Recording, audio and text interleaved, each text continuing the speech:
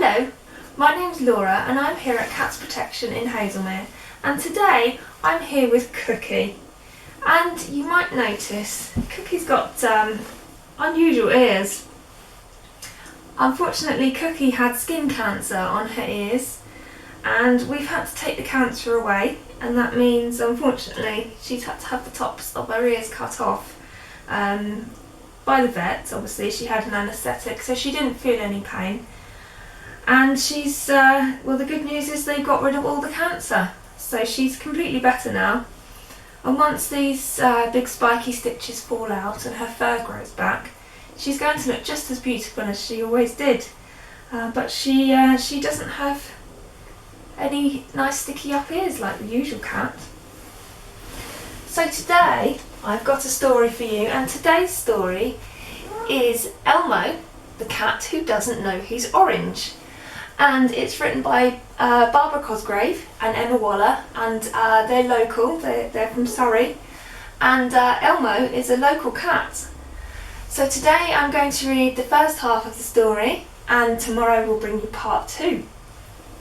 So let's find out about Elmo's story. In a dark corner, in a dark room, in a dark house, was a small bundle curled up tight of what seemed to be bright orange fur. Now and again the little bundle of orange moved a bit or whimpered. Big frightened eyes opened and quickly looked around. There's a picture.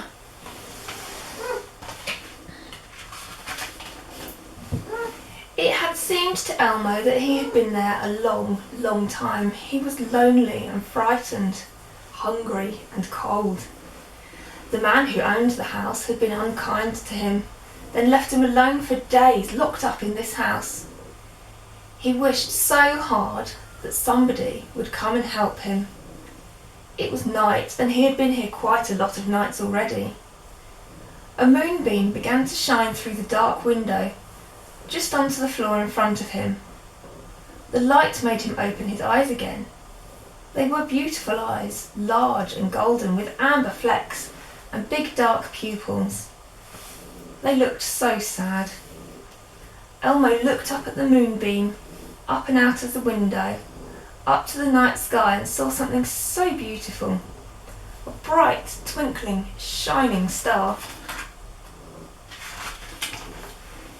He remembered his mother telling him, if you wished upon a star, your wish would come true.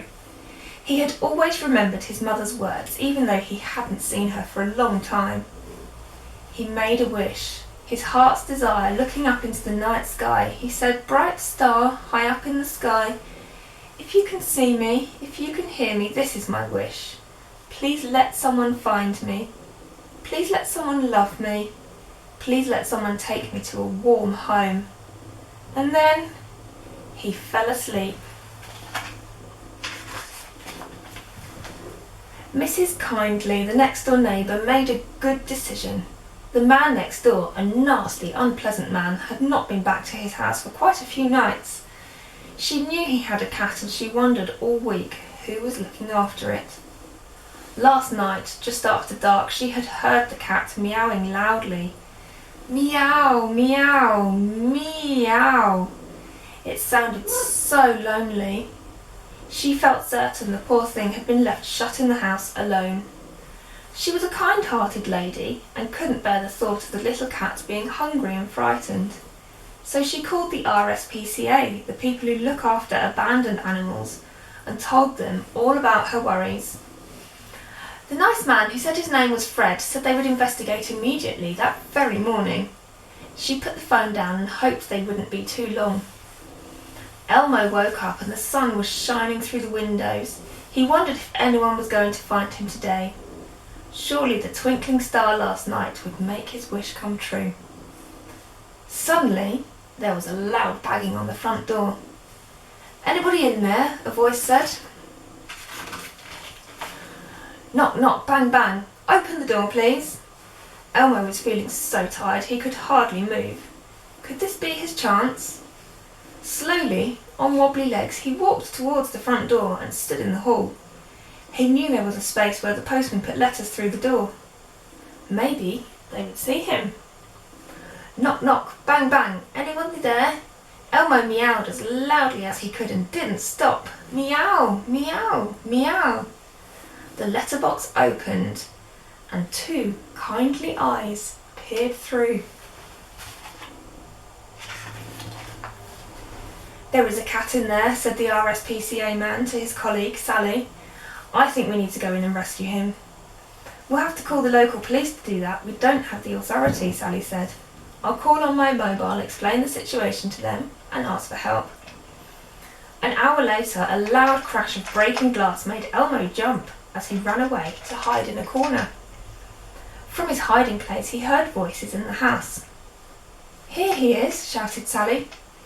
"Bring the cat basket over, we can take him to the rescue centre," she said. A young police officer knelt beside him and in a very gentle voice said, "Hello, Elmo. My name is Natalie. I'm a police officer. No need to be afraid. We're going to help you." Elmo did feel afraid, as the only person he had known was the man who had been unkind to him and left him behind. "What if these people do the same to me?" he thought. PC Natalie did have a kind face though. "It's going to take a while to get him in the cat basket, Fred," the RSPCA man said.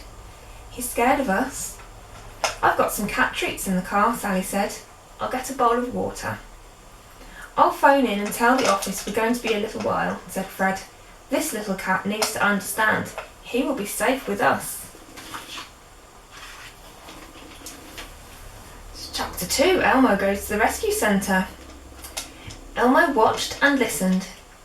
"Should I trust these people?" he thought. "Are they going to help me?" The lady came back with a bowl of cat treats and water and put them down beside Elmo. He simply couldn't resist them. He was starving. He wolfed them down. Grr, yum yum, grr, yum yum yum. Then he lapped up half the water with his little pink tongue, splashing it over the sides of the bowl.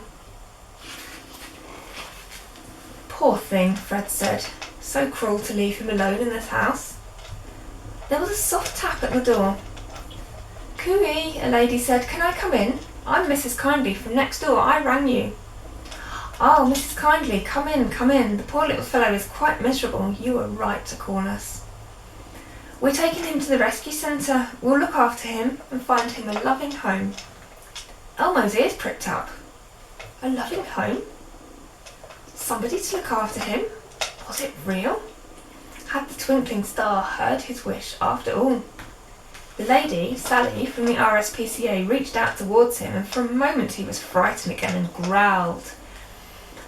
Mrs. Kindly stooped down beside him and put her hand out for him to sniff. Sniff, sniff, sniff, sniff, went Elmo. Cats like to sniff things. Mrs. Kindly understood this, and she waited patiently. Elmo couldn't smell any danger. He just sensed kindness. Very gently, Mrs. Kindly stroked his fur behind his ears and spoke softly to Elmo. "Don't be afraid, little cat. You're very safe with us. You can't stay here, you know. We'll look after you, feed you, and find you a nice warm home," said the RSPCA man. Elmo cocked his head to one side, looking at all 3 people standing in front of him. The man from the RSPCA, the lady from the RSPCA, and Mrs. Kindly. The man had kind eyes. The lady had given him food and water. Mrs. Kindly was just that. She lived next door and she often left cat treats in the garden for him. Poor Elmo, he had never known a loving home. "Come with us," the lady in uniform said. "We'll make sure nobody ever hurts you again." Elmo still wasn't sure. Should he go with them? "I'll tell you what," said Mrs. Kindly. "I'll come with you and see you safely settled. How's that?" And she stroked him gently. Elmo knew one thing. He liked Mrs. Kindly and he trusted her. He meowed. Meow, meow, meow. She picked him up carefully and put him in the cat basket. It had a little blanket and a window for him to look out. Putting him in the RSPCA van, they said goodbye to the nice police officer Natalie, who had helped them, then drove off to the rescue centre. I think Cookie's just having a wash under the table there. She's had some food. Hopefully she'll come back and see us again in a minute. Elmo Elmo had never been in a car or a van before. At least he didn't remember one. He could see out of the cat basket and through the back window of the van. They were going down winding country lanes that seemed to go on forever. He didn't see many houses, just fields and the occasional house. After about 20 minutes, they turned right into a tree-lined drive and stopped outside a building that said RSPCA Millbrook Animal Centre. The van doors opened at the back, and there was the smiling face of Mrs. Kindly. "Come on, Elmo, let's get you inside and settled in, snug as a bug in a rug," she laughed. "You'll be with lots of new friends," said Sally. "No need to worry, young man, you're a fine-looking cat. You'll soon find a new home," said Fred. Inside, in reception, Elmo looked around. He saw nothing but smiling, friendly faces and once again felt his mother was watching over him. Chapter 3. Elmo's Chosen. Elmo spent 3 weeks at the rescue centre. He had his own room with windows to look out to the garden, and for the first time he could remember, he felt safe, warm and well fed. There were lots of cats here, all with their own tales to tell. Ginger cats, black cats, tabby cats, old cats, kittens, tom cats, mother cats. Look at them all there in the picture. There was Esmeralda and her 2 lovely kittens, Ruby and Diamond. They'd lived with an old lady, but she'd moved to live with her daughter in Scotland and couldn't take Esmeralda and her kittens with her. There was Midnight, completely black with huge green eyes. He'd got lost and couldn't find his way home. The RSPCA were trying to find his owners. There was Magic, a beautiful tortoiseshell, about 5 years old, they said. He was called Magic because he seemed to disappear and reappear in the most unusual places. He really was very naughty. Then there was a wise old handsome cat called Jack. He was very big, like a small dog. He was a special breed called a Maine Coon. His beautiful face was kind, wise and gentle all at once. All the other cats went to him for advice. At night, when it was quiet and all the people had gone home, the cats would talk together, telling their stories of how they got here, wondering where the next home would be and if they would see each other again. During the day, people came in to look at Elmo and the other cats. They seemed kind people, sometimes with children. They looked and talked, patted and stroked back and forth. Each day, one or two of the cats would be chosen by a family to go home with them. There would be soft meows of goodbye, good luck from the other cats. "Keep in touch if you can," they said, "just in case we're in the same neighbourhood." "You never know," said wise old Jack. Stranger things had happened. "Yes," said Esmeralda, "the cats outside pass messages on to each other when they meet." "It's good to keep in touch with friends," Jack said. Elmo wondered when it would be his turn. He sighed and turned around to look out into the garden. "This is Elmo," a voice said. "We know his name because a neighbour had heard his previous owners shouting at him. He's a male, about 2 years old, a ginger tom. He's very nervous of people because he'd not been treated kindly before." Elmo listened and turned around to see who was there. A man and a woman were standing there with smiles on their faces. They were Mr. and Mrs. Cotton. "He's beautiful," Mrs. Cotton said, "such bright orange fur and so thick." "I'm orange," Elmo thought. "I didn't know that." He'd never seen himself in a mirror. He didn't even know what a mirror was. It was just as well he couldn't see himself. He wasn't looking his best. "He needs a good brush and comb," said the RSPCA man. "His coat is very knotted up, and now he's too frightened to let us near him to do that. He thinks he's going to be shouted at again, poor chap." "It's going to take a lot of patience to get him to trust people again," said the RSPCA officer. Mrs. Cotton, who was visiting, looking for a cat to take home, stooped down beside him. "Would you like to come home with us?" she asked. Elmo looked into her eyes. They were bright green, just like his mother's eyes had been. He liked her instantly. Then it seemed like he heard his mother's voice inside his head. "Go, Elmo. These people will love you and give you a good life. and I will always watch over you." Elmo meowed happy meows. "Meow, meow, yes please, I want to come home with you." So the beautiful twinkling star had heard his wish. His mother had been right. He was going to have someone to love him, someone to be kind to him, and a warm, safe home. Chapter 4. Elmo's New Home. The day Elmo went to his new home was the biggest adventure of his young life, but it was to be the first of many. He was only 2 years old, but he hadn't had a very good start. Now, thanks to Mrs. Kindly, the RSPCA, and Mr. and Mrs. Cotton, he was on his way to discover where he was going to live. He was more than a bit nervous as the car drove up the drive of a large house. From his cat basket on the back seat, he could see big tall trees, and he liked that a lot. He was looking forward to climbing them. "I do hope he settles in and likes living with us," said Mrs. Cotton. And there he is, coming up to his new house in the car. Let's find out what happened. "Well, we will do our best to give him a better life than he's had so far," said Mr. Cotton. "He's such a beautiful cat. We are very lucky to have him." "We have to introduce him to Silky," said Mrs. Cotton. "Do you think they'll become friends?" "I wonder who Silky is," thought Elmo. "I would like a friend." "We'll do what the RSPCA recommended and let him settle down tonight," said Mr. Cotton. "Just until he gets used to his new home, then they can get to know each other."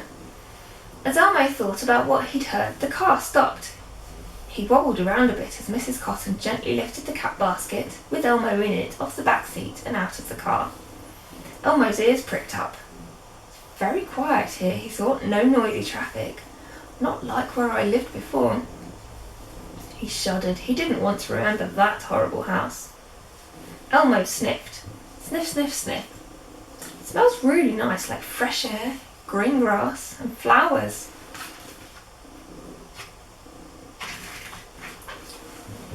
He saw a big old house, much bigger than the one he'd lived in before. It had a beautiful garden surrounded by tall trees and a big red front door with a large brass knocker. The garden was full of rose bushes in different colours and a shady path that wound around to the back of the house. To Elmo, it looked like the perfect place to explore, just right for a curious cat. It seemed like heaven, so different from the last house he'd lived in. Birds twittered and tweeted in the trees. He thought what fun it would be to play there and chase them. Mr. Cotton opened the front door to the house, and Mr. and Mrs. Cotton went inside with Elmo.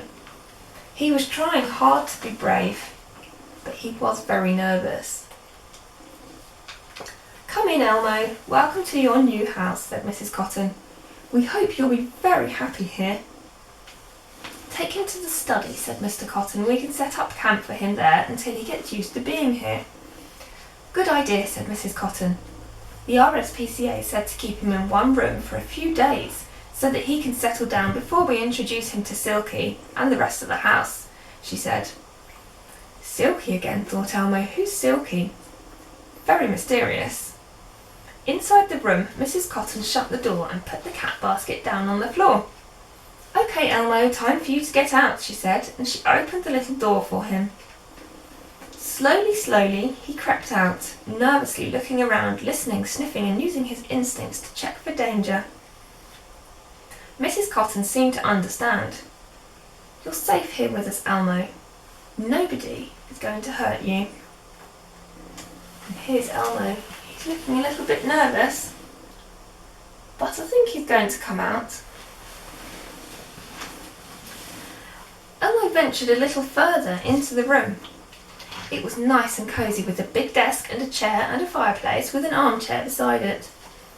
Beside the fireplace was a small round bed and blanket, just like the one he'd had at the RSPCA. In fact, it looked exactly like the one he'd had there. He walked towards it and sniffed. Sniff, sniff, sniff. It certainly smelt familiar. "That's your very own bed, Elmo," said Mrs. Cotton. "We brought it with us so you would feel at home." At that moment, Mr. Cotton came in. I brought you some food and water, Elmo. I hope you like it. It's fish. Mr. Cotton put it down beside Elmo's bed. Fish, thought Elmo. My favourite. He forgot his nerves and he ate it all up, every last scrap, until the bowl was clean as a whisker. Mr. and Mrs. Cotton smiled at each other as Elmo climbed into his bed and curled up, warm and feeling safe here. In a moment he was asleep, exhausted after a long, long day. His last thought as he closed his eyes was, perhaps this is going to be a good home for me. And there he is, fast asleep. He does look very relaxed and very happy, doesn't he? So that's the end of chapter 4. If you'd like to find out what happened next for Elmo, you can catch the next video tomorrow, and I'll read you the other part of the book.